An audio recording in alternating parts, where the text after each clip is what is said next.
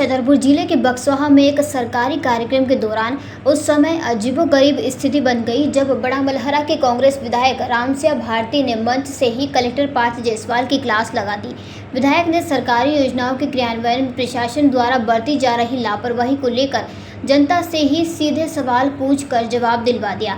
दरअसल कार्यक्रम में माइक हाथ में आते ही विधायक रामसिया भारती ने सीधे जनता से पूछा, क्या आप लोग पटवारी, ग्राम सचिव, तहसील के बाबुओं और डॉक्टरों के काम से संतुष्ट हैं? इसके जवाब में जनता ने एक सुर में नहीं कहा। विधायक के इन पोल खोलते सवालों से कलेक्टर पार्थ जायसवाल और जिला पंचायत अध्यक्ष के बेटे असहज हो गए और विधायक को इशारा कर रोकने की कोशिश करते रहे, लेकिन विधायक नहीं रुकी और प्रशासन की धज्जियां उड़ाते हुए साफ कह दिया कि सरकार की योजनाएं तो ठीक है, लेकिन कलेक्टर की अगुवाई में सरकारी मशीनरी सही तरह से काम नहीं कर रही है। विधायक द्वारा उठाए गए इन तीखे सवालों पर कलेक्टर ने कोई सीधा जवाब नहीं दिया, लेकिन इतना जरूर कहा कि शिकायतें मिली हैं, उन्हें ठीक किया जाएगा।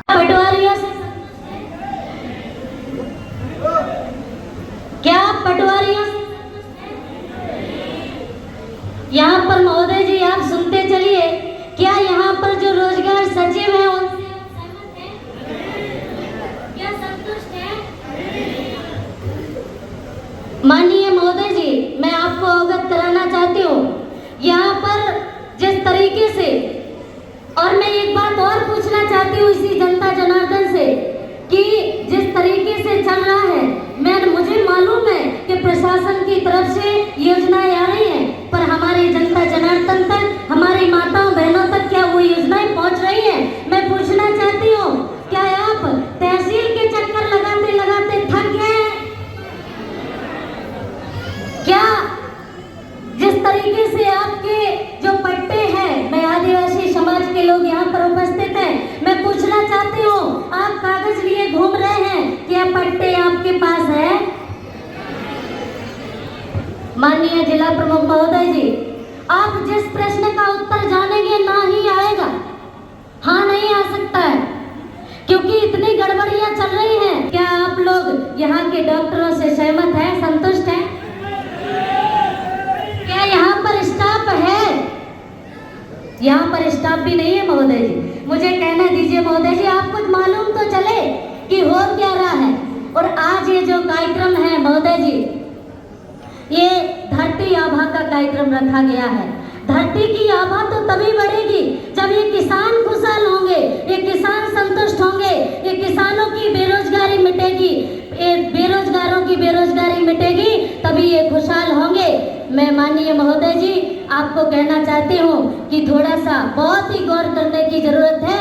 हर जगह हर विभाग में इसी तरीके से कार्य चल रहे हैं और मैं नहीं, ये जवाब मैंने ना के नहीं दिए हैं, ये जनता ने जवाब दिए हैं कि हम लोग असंतुष्ट हैं क्योंकि उनके साथ ऐसा हो रहा है। बक्सवाहा जनपद में आज धरती आभा जनजातीय उत्कर्ष अभियान का जो 1 महीने का सर्कुलेशन कैंप लगा रहा था, उसका आज समापन कार्यक्रम बक्सवाहा जनपद में करा गया। बक्सवाहा जनपद में करने का उद्देश्य यही रहा क्योंकि जिले में 66 ऐसे ग्राम हैं जहाँ पे जनजातीय बाहुल्य आबादी रहती है। उसमें से सबसे अधिक ग्राम 46 ग्राम हमारे बक्सवाहा जनपद में आते हैं। इसलिए बक्सवाहा जनपद में कार्यक्रम आज किया जा रहा है ताकि अधिक से अधिक लोगों को इन शासन की जितनी भी जन कल्याणकारी योजनाएं हैं उनका लाभ मिल सके।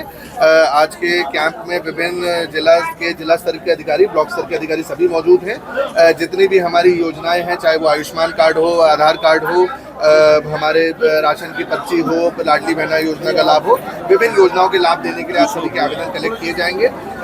भारी मात्रा में यहाँ पे लोग भी उपस्थित हैं। उन सभी के आवेदन चरणबद्ध रूप से कलेक्ट करके उसके लिए CMHO को बोला गया है कि उसकी आवश्यक व्यवस्थाएं करें। आज एक मोबाइल मेडिकल यूनिट का शुभारंभ भी बक्सवाहा जनपद में किया जा रहा है। गौशालाओं के बारे में आज भी निराश्रित पशुधन सड़कों पर देखा जा रहा है, लगातार आपकी मॉनिटरिंग की जा रही है, आपके आदेश से किया जा रहा है। गौशालाएं हैं, जी सर, प्रयास यही रहेगा कि जितने भी आवारा पशु हैं उन सबको गौशालाओं में रखा जाएगा और उनको जितनी भी शासन के द्वारा पात्रता राशि दी जाती है वो दी जाएगी।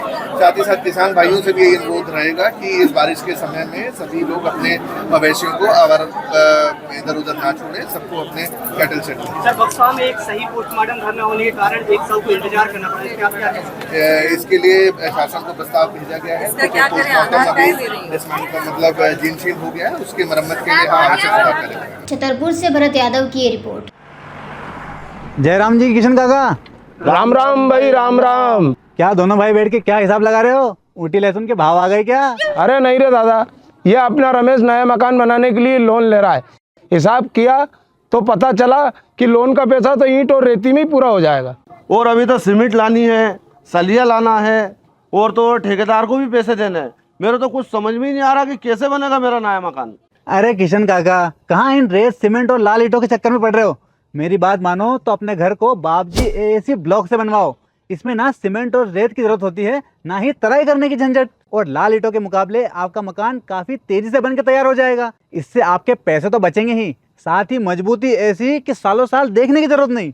और इससे आप अपना मकान ही नहीं, कुएं और खेत की बाउंड्री वॉल भी बनवा सकते हो, जिससे रोजड़ों की समस्या भी खत्म हो जाएगी। वाह भाई, ये तो कमाल की चीज है। फिर तो मैं अपना घर बाबजी ब्लॉक से ही बनवाऊंगा। और मैं अपने खेत की बाउंड्री वाल। ज्यादा जानकारी के लिए स्क्रीन पर दिए गए नंबर पर अभी कॉल करें। बाबजी एएसी ब्लॉक्स, स्टील से मजबूती।